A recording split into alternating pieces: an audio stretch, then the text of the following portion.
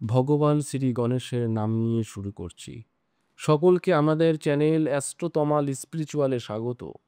আজ আমাদের আলোচ্য বিষয়, গত ৭,০০০ বছর ধরে এমন এক মন্দিরে একটি বানর অপেক্ষা করছে বজরংবলী হনুমানের জন্য।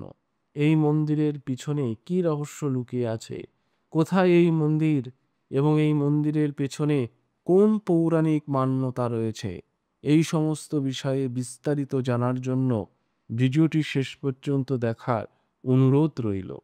সিমলার চর্চিত স্ক্যান্ডাল পয়েন্ট থেকে প্রায় ২ কিলোমিটার দূরে ২,৪৫৫ মিটার উঁচু জাক্কু পাহাড় সিমলার সবথেকে উঁচু পর্বত মানা হয়ে থাকে।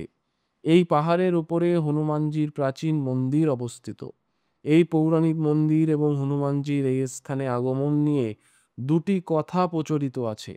প্রথম কথা অনুসারে, রাবণ ও শ্রীরামের যুদ্ধের মাঝে যখন মেঘনাদ লক্ষ্মণকে শক্তিবাণ দিয়ে প্রহার করে এবং লঙ্কার সুষেম বৈধ সঞ্জীবনীর দ্বারা লক্ষ্মণের প্রাণ রক্ষার উপায় বললেন, তখন মহাবীর হনুমানজিকে দ্রোণাগিরি পৌঁছে সে স্থান থেকে সঞ্জীবনী আনার দায়িত্ব দেয়া হলো।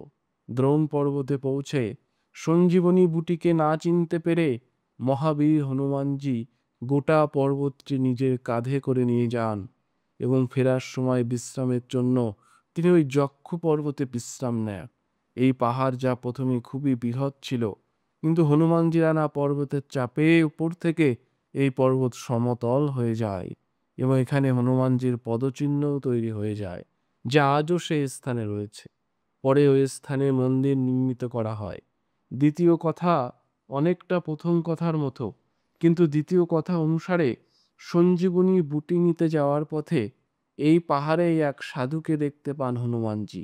জাকু নামক এই সাধুকে দর্শন করার জন্য হনুমানজি সেখানে দাঁড়ালেন এবং ক্ষণিক বিশ্রাম নেন।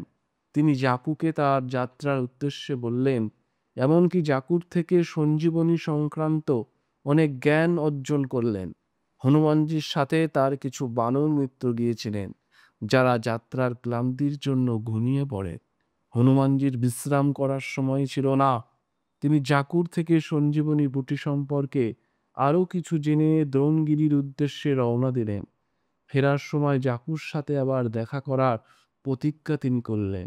হনুমানজির সাথে জাকুর দর্শনের জন্য সেখানকার পর্বত, যা খুব উঁচু ছিল, তা চাপা পড়ে সমতল হয়ে যায়। হনুমানজির সাথে আসা বানরেরা যখন নিদ্রা থেকে উঠলেন, তখন হনুমানজিকে তাদের মধ্যে না দেখে খুব দুঃখী হয়ে গেলেন এবং সবাই নির্ণয় নিলেন যে হনুমানজি ফিরে আসা না পর্যন্ত তারা এ স্থান ছেড়ে যাবেন না। কিন্তু কালিনীর কারণেই হনুমানজি জাকু পর্বতের ফেরত না এসে পাশের রাস্তা দিয়ে ফিরে যান। বলা হয়ে থাকে, জাকুর আশেপাশে থাকা ১০০রও বেশি বানর ওই অপেক্ষারত বানরদের বংশধর। জাকু সাধু ও হনুমানজির অপেক্ষা করছিলেন। এরপর সময় বয়ে যেতে লাগলো এবং হনুমানজির যাত্রার উদ্দেশ্যে ও তার ফিরে আসার সময় নীতিপূর্ণ জ্ঞান থাকার কারণে জাকু ভাবলেন যে হনুমানজি হয়তো আর আসবেন না এবং তিনি খুবই কষ্ট পেলেন।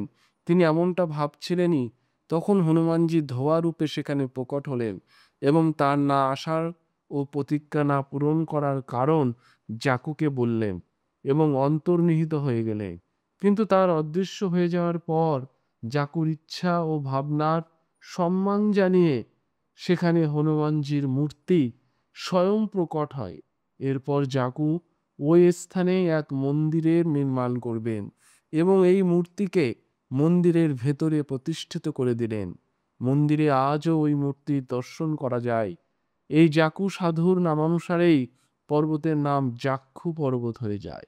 এই সব কথাগুলি থেকেই এটি তো নিশ্চিত যে হনুমানজির আগমন এই পর্বতেই হয়েছিল এবং তার স্মৃতিতেই এই মন্দির নির্মাণ করা হয়েছিল। বৈজ্ঞানিকদের মতেও এই মন্দির কয়েক শতাব্দী পুরনো এবং এই মন্দির পৃথিবীর পবিত্রতম স্থানগুলির মধ্যে একটি।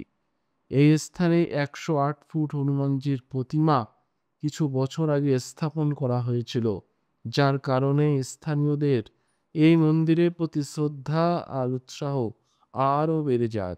তো বন্ধুরা, আজকের ভিডিওটি ভালো লেগে থাকলে অবশ্যই একটি লাইক করবেন এবং কমেন্টে জয় বজরং বলি লিখতে ভুলবেন না।